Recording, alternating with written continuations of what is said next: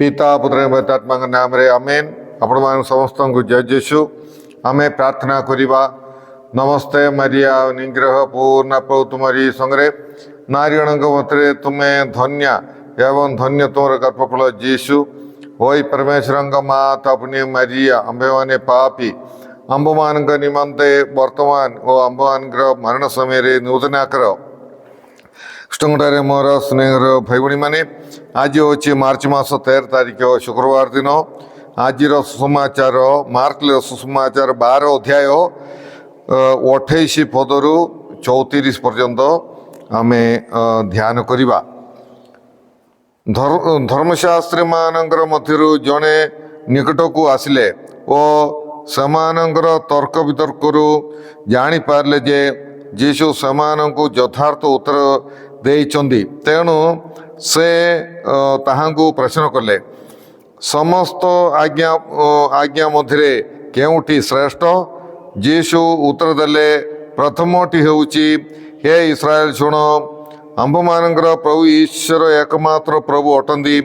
तुमे तुमर प्रभु ईश्वर को पूर्ण हृदय पूर्ण आत्मा पूर्ण मन तथा पूर्ण शक्ति सह प्रेम कर।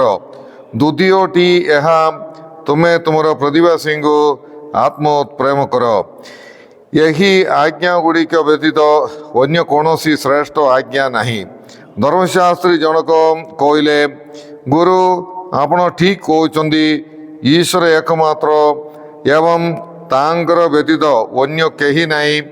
पूर्ण हृदय पूर्ण ज्ञान तथा पूर्ण शक्ति सह ताहांको प्रेम करिवा एवं प्रतिवासी को आत्मतुल्य प्रेम करिवा समस्त होम बलि व नैवेद्य अपेक्षा श्रेष्ठ।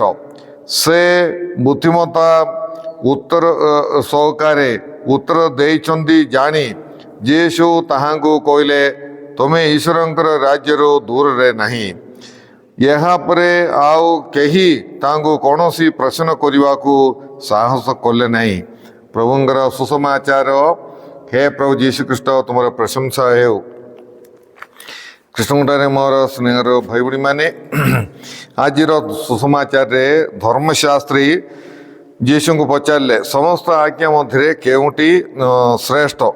आउ यीशु द्वितीय विवरणी ग्रंथ 6 अध्याय 4-5 उद्धार करिकी कहले प्रथमटी होउची आंब मानकर प्रभु ईश्वर एकमात्र प्रभु अटंदी।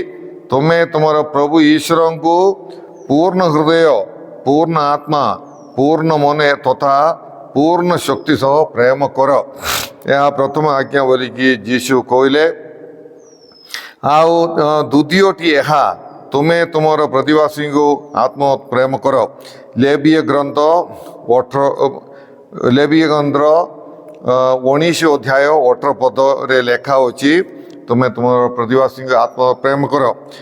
आउ श्रेणीर भाई भाई माने यही माने यीशुंकर शिक्षा रे धर्मशास्त्री एवं फारिसी एवं यहूदी मानकर प्रदानुसार किछि प्रभेद आमे देखि पारिबा। कारण से माने सर्वश्रेष्ठ आज्ञा बोलिकी तुमर परमेश्वर एकमात्र प्रभु अटंदी।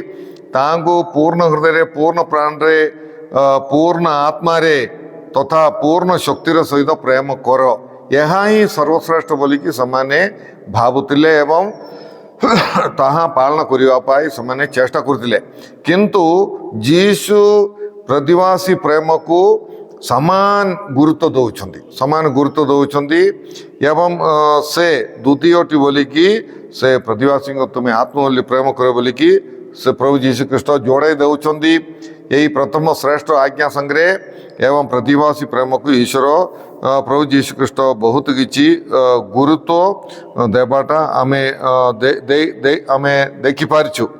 सेमाने माने सेमाने बहुत गुड़े यहूदी नियम भितर गोटे नियम सही लेवीय 19 अध्याय 18 पद को देखुले। से कौन अच्छी बहुत गुड़े यहूदी मानकर 613टा नियम गुड़िक अच्छी विधि विधान अच्छी ଆଉ ସେ ଭିତରୁ ଜଣେ ବୋଲିକି ଏଇ ପ୍ରତିବାସୀ ପ୍ରେମର ନିୟମ ମଧ୍ୟ ସେମାନେ ଦେଖୁଥିଲେ। ତେଣୁକରି ସେମାନେ ପ୍ରତିବାସୀ ପ୍ରେମକୁ ଏତେ ଗୁରୁତ୍ୱ ଦେଉନଥିଲେ। ଆଉ ଯୀଶୁ ଏହି ଦୁଇଟି ଆଜ୍ଞା ଗୁଡ଼ିକୁ ସମାନ ଗୁରୁତ୍ୱ ଦେଉଛନ୍ତି। ଏହା ଆମେ ଦେଖିପାରିଛି ଏଇ ଈଶ୍ୱରଙ୍କ ପ୍ରେମକୁ ଆଉ ପ୍ରତିବାସୀ ପ୍ରେମକୁ ଯୀଶୁ ସମାନ ଗୁରୁତ୍ୱ ଦେବାଟା ଆମେ ଦେଖିପାରିଛୁ। ଆଉ ଧର୍ମଶାସ୍ତ୍ରୀ ଏହା ଠିକ୍ ଅଛି ବୋଲିକି ସେ ମଧ୍ୟ ମାନିଲେ। ଆଉ ଈଶ୍ୱରଙ୍କୁ ପିତା ବୋଲି ମାନିବା ଆଉ ସମସ୍ତଙ୍କୁ ଭାଇ ଭଉଣୀ ପରି ପ୍ରେମ କରିବା ପାଇଁ ଯୀଶୁ ଆମମାନଙ୍କୁ ଶିଖଉଛନ୍ତି। ଆଉ ସେ ଧର୍ମଶାସ୍ତ୍ରୀ କ'ଣ କହିଲେ? ସକଳ ହୋମ ବଳି ଆଉ ସବୁ ମାନେ ବଳି ଅପେକ୍ଷା ଏହି ଦୁଇଟି ବିଷୟ ଏଇ ଈଶ୍ୱରଙ୍କୁ ପ୍ରେମ କରିବା ଏବଂ ପ୍ରତିବାସୀଙ୍କୁ ପ୍ରେମ କରିବା ଗୁରୁତ୍ୱପୂର୍ଣ୍ଣ, ସବୁ ହୋମ ବଳି ଠାରୁ ଶ୍ରେଷ୍ଠ ବୋଲିକି ସେ ମାନିଲେ। ତେଣୁକରି ପ୍ରିୟ ଭାଇ ଭଉଣୀମାନେ, ଆମେ ଆଜି ଏହି ତପସ୍ୟା କାଳରେ ପ୍ରଭୁ ଆମକୁ ମନେ ପକାଇ ଦେଉଛନ୍ତି ଯେ ଈଶ୍ୱରଙ୍କୁ ପ୍ରେମ କରିବା ପାଇଁ ଏବଂ ପ୍ରତିବାସୀଙ୍କୁ ମଧ୍ୟ ଆମେ ପ୍ରେମ କରିବା ପାଇଁ। ବେଳେବେଳେ କ'ଣ ହେଉଛି, ଆମର ପ୍ରେମ କେବଳ ଈଶ୍ୱରଙ୍କ ଠାରେ ରହିଯାଉଛି। ଆଉ ଗିର୍ଜାକୁ ଯାଉଛୁ, ପ୍ରାର୍ଥନା କରୁଅଛୁ, ସବୁ କରୁଛୁ, କିନ୍ତୁ ଆମେ ପ୍ରତିବାସୀଙ୍କୁ ବେଳେବେଳେ ପ୍ରେମ କରୁନାହୁଁ, ସେମାନଙ୍କୁ କ୍ଷମା ଦେଉନାହୁଁ, ସେମାନଙ୍କୁ ସେବା କରୁନାହୁଁ। ଆଉ ସେମାନଙ୍କର ଅଭାବ ଅସୁବିଧା ସମୟରେ ସେମାନଙ୍କୁ ବେଳେବେଳେ ଆମେ ଅବଜ୍ଞା କରୁଅଛୁ ଆମର କର୍ତ୍ତବ୍ୟକୁ।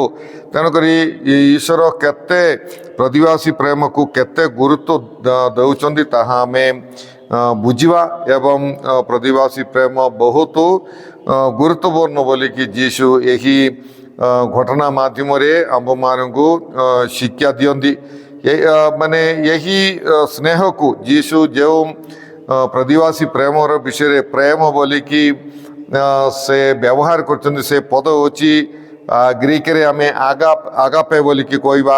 ତାର ଅର୍ଥ ହେଉଛି ନିଃସ୍ୱାର୍ଥର ପ୍ରେମ।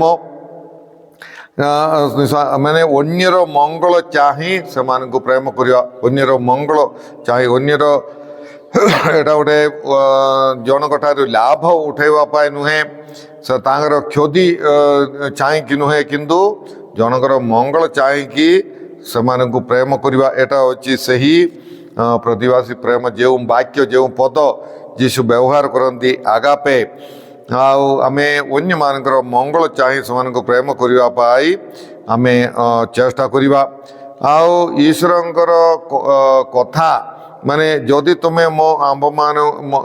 ତୁମେ ମୋତେ ପ୍ରେମ କର ତାହେଲେ ତୁମେ ଆଜ୍ଞା ଗୁଡ଼ିକ ପାଳନ କର ବୋଲିକି ଯୀଶୁ କହୁଛନ୍ତି। ତେଣୁକରି ଆମେ ଈଶ୍ୱରଙ୍କର ଆଜ୍ଞା ପାଳନ କରି ଈଶ୍ୱରଙ୍କୁ ପ୍ରେମ କରିବା ପାଇଁ ଆମେ ଚେଷ୍ଟା କରିବା। ଆଉ ଯୋହାନ ସୁସମାଚାର 14:15 ଆମେ ଦେଖିପାରିବା, ତୁମେମାନେ ଯଦି ମୋତେ ପ୍ରେମ କର ତେବେ ମୋର ସକଳ ଆଜ୍ଞା ପାଳନ କରିବ। ତେଣୁକରି ଆଜ୍ଞା ପାଳନ କରି ପ୍ରଭୁଙ୍କୁ ପ୍ରେମ କରିବା ପାଇଁ ଚେଷ୍ଟା କରିବା। ଆଉ ମାନେ one who loves God cannot remain without loving his brothers and sisters। ମାନେ ଯେଉଁମାନେ ଈଶ୍ୱରଙ୍କୁ ପ୍ରକୃତରେ ପ୍ରେମ କରନ୍ତି ସେମାନେ ପ୍ରତିବାସୀଙ୍କୁ ପ୍ରେମ ନ କରି ରହିପାରିବା ନାହିଁ। ଆଉ ଯଦି ମାନେ ଦେଖୁଥିବା ଭାଇ ଭଉଣୀମାନଙ୍କୁ ସ୍ନେହ ନ ଦେଖୁଥିବା ଈଶ୍ୱରଙ୍କୁ ପ୍ରେମ କରିପାରିବା ନାହିଁ ବୋଲିକି ପ୍ରଥମ ଯୋହାନଙ୍କର ଚିଠିରେ ସାଧୁ ଯୋହାନ କହନ୍ତି। ତେଣୁକରି ଦେଖୁଥିବା ଭାଇ ଭଉଣୀମାନଙ୍କୁ ଆମେ ପ୍ରେମ କରିବା। ଯୋହାନ ସୁସମାଚାର 13:34 ପ୍ରଭୁ ଯୀଶୁଖ୍ରୀଷ୍ଟ କହନ୍ତି, ମୁଁ ଯେଉଁଭଳି ତୁମକୁ ପ୍ରେମ କରିଅଛି ସେହିପରି ତୁମେ ଏକ ଅନ୍ୟକୁ ପ୍ରେମ କର। ଯୀଶୁଙ୍କ ପରି ଆମେ ପ୍ରେମ କରିବା। ଗାଲାତ୍ୟ ମଣ୍ଡଳୀ ପ୍ରତି ଲିଖିତ ପତ୍ର 5:14 ସାଧୁ ପୌଳ କହନ୍ତି, ଗୋଟିଏ ମାତ୍ର ଆଜ୍ଞାରେ ସମସ୍ତ ବିଧିବିଧାନର ସାର ମର୍ମ ନିହିତ ଅଛି, ତୁମର ପ୍ରତିବାସୀଙ୍କୁ ଆତ୍ମ ପ୍ରେମ କରିବ। ତେଣୁ ପ୍ରିୟ ଭାଇ ଭଉଣୀମାନେ, କ'ଣ ଅଛି, ସବୁ ଆଜ୍ଞାର ସାର ମର୍ମ ଗୋଟିଏ ଆଜ୍ଞାରେ ରହୁଛି, ସେଟା ହେଉଛି ପ୍ରତିବାସୀ ପ୍ରେମ। ତାର ଅର୍ଥ କ'ଣ? ଆମେ ଯଦି ପ୍ରତିବାସୀଙ୍କୁ ପ୍ରେମ କରିବା ଆମେ ସବୁ ଆଜ୍ଞା ପାଳନ କଲା ପରି ଯଦି ଆମେ ପ୍ରତିବାସୀଙ୍କୁ ପ୍ରେମ କରୁନାହୁଁ आमे सबू आज्ञा लंघन कलापरी हो जाऊँगी प्रिय भाई भाई मैंने तेणुक आमे ईश्वर को जीवंती आमे प्रेम करुचु सेपरी आमर प्रतिवासी मत प्रेम करने को आमे चेष्टा करवा आमे प्रार्थना करवा। हे प्रभु परमेश्वर तुम्हें आज आम मान को श्रेष्ठ आज्ञा विषय शिक्षा देल तुमको पूर्ण हृदय पूर्ण प्राण पूर्ण आत्मा पूर्ण शक्ति प्रेम करने तुम्हें आदेश देच प्रभु तुमको पूर्ण हृदय प्रेम करने आम मान को तुम्हें साहाय्य कर से हीपरी प्रभु तुम ठारे आमर जो प्रेम अच्छी ताहा आमर प्रतिवासी प्रेम रे दर्शाइवाई आंब मान को साहाय्य कर प्रभु विशेष कर ही तपस्या काल रे प्रेम रे बढ़ावाई आंब मान को साहाय्य कर प्रेम प्रेमर गुरुत्व बुझापाई आंब मान को तुम्हें साहाय्य कर प्रभु आमर प्रेम को आमर कार्य दर्शाइवाई साहाय्य कर। ये प्रभु ये प्रोग्राम देखुवा समस्त को तुम्हें प्रचुर भाव में आशीर्वाद प्रदान कर। ये सब प्रार्थना आम करुचु तुम प्रभु यीशु कृष्ण मध्यस्थरे आमेन। सर्वशक्तिमान परमेश्वर पिता और पुत्र एवं पवित्रात्मा आपण समस्त आशीर्वाद प्रदान करंतु आमेन। आपण समस्त जय यीशु।